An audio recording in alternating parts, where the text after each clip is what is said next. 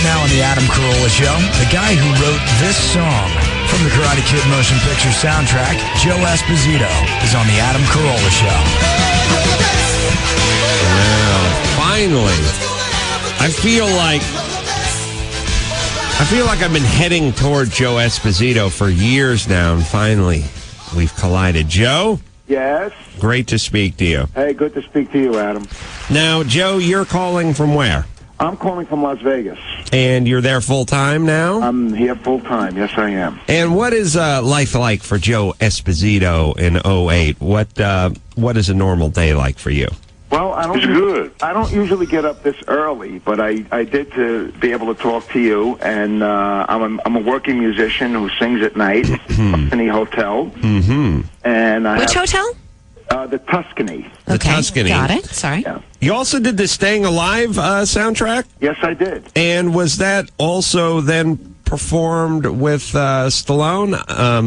Not Sly, but Frank Stallone. Frank Stallone. Absolutely, yes. Mm-hmm. And we did 4 songs for the movie. Mm-hmm. And that was a lot of fun working on that, too. Also, co-wrote the Donna Summer hit, Bad Girls. Yes, Oh, good song. Yeah, thank you. Yeah. Like that one, too. Now, Joe, I'll ask the same question I just asked Isaac Hayes, although I'm not sure if I got a coherent answer.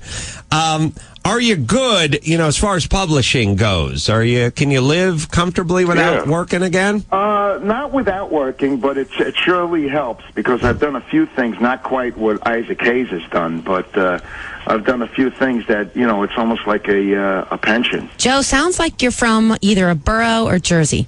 I'm from Brooklyn, New York. All right. Yeah. And, wow, this is... This is funny because I'm reading here that you performed a song from the movie Zapped? You know what? I don't even know. The song Updike's theme? Was that a Scott Baio movie? Yes.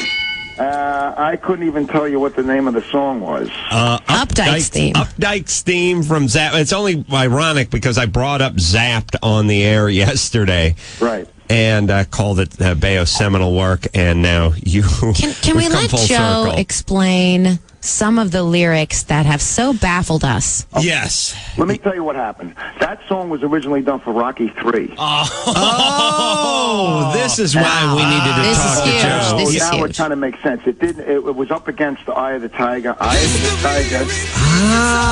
Eye of the Tiger is from Rocky III. Yes, that's what I said. Okay, yeah. And the director who directed Rocky III, John Avildsen, directed the Karate Kid movie, and he liked the song so much he decided he wanted to put it in the Karate Kid movie. Would you have preferred it be in Rocky III?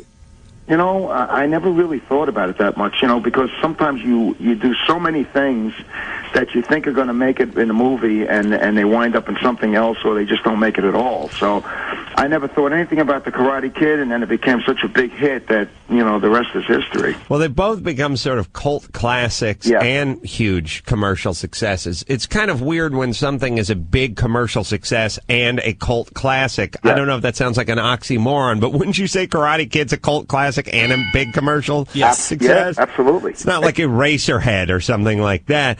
So, in a way, Joe Esposito, by the way, on the phone from Las Vegas, finally getting some clarity for the best around. This makes so much sense. I know it was plaguing me since the dawn of time. The history repeats itself. As far as the songs go, then, is it almost like... when the government says we need a new fighter jet, so they say Lockheed and Grumman and whatever, you guys all knock yourselves out, do your best, and then we'll pick the best. Right, give us a bid. Yes, absolutely. So the guy says, we're doing Rocky III, we need a great inspirational song. Eye of the Tiger gets on there, but the guy says, you know what, Best Around, it's pretty damn good, too. Maybe we take that fighter jet and we sell it to Israel. How about this for what crazy irony? So the song that got passed over for Rocky IV ended up becoming a very famous song that was the theme song for Karate Kid 2. Yes. Janice Ian at 17? Oh. This is supposed to be Rocky IV, and it ended up becoming Rocky. I know you guys don't care, but it's the Karate Kid for girls, Flashdance, and Joe Esposito had a song in that movie, Lady, Lady, Lady. Yeah. Boring. Oh, come on. She was a welder and a stripper. I had no idea. This is such a small world. So, Joe, now have you? Again, your movie or the movie, The Karate Kid, has a sort of renaissance and a cult classic and everything. Do you get many hits? Do people come up and, I mean, they might not recognize you, but do they know you as the guy from Best Around? Some people don't. Usually my kids, my daughter and my son, their friends will say stuff to them. Mm-hmm. I have a son that's a professional baseball player. Sometimes I'll be sitting in the stands and I hear kids behind him saying, "Sweep the leg, Johnny. Put him in a body bag." Who's your son? My son is Mike Esposito. He was a pitcher for the Colorado Rockies. He just got released last week, so I think he's going to go be playing in the independent league, but he's a professional baseball player. Oh. Didn't quite make it to the major league level yet, but he was in AAA, so right under that level. So, but the thing is, between all his athlete friends, everybody knows that song. Well, I gotta say, if I was skippering a professional baseball team, I would factor that in. I'd be like, look, all right, the guy's curveball doesn't break too much. His slider doesn't do a lot of sliding. His fastball's not a lot of heat. Is in the mid 80s, and his ERA's not great. But guess who his dad is? Okay, let's sign this kid up again. If he couldn't pitch a lick, I wouldn't sign him. But if he was on the bubble, I feel like you would be enough to push him over the top. Yeah, I don't know. He walked a lot of players, and he was a little wild on the mound. Do you think that would ever happen again, a second time? What do you think they said about? What do you think they said about Daniel's son when he first entered the tournament? Huh? That's a good point. He wasn't a favorite. He went on to win. Because he was the best. Joe Esposito, I now feel complete. Well, I really do. And sorry about last night. I was watching you on TV last night. Thank you. You did a great job, buddy. Thank you, buddy. And if we'd had your song behind me as the wind beneath my unicycle, I really do feel like I'd still be in that competition right now.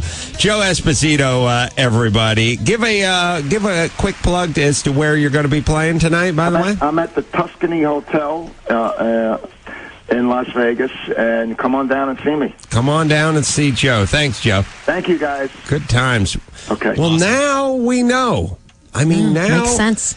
Yeah, because I kept getting caught on History Repeats Itself, and that makes perfect sense. Absolutely what I expected. Not expected, but makes for the sense. third Rocky. How come we never knew that? It would have been the Eye of the Tiger if that hadn't come along. You'd think that would just be part of sort of showbizy lore. I think we broke a story. And we couldn't have changed the one line. History begins anew. You know what I mean? There it is. Would seem like some publishing royalties. It seemed like you could have done that. Yeah.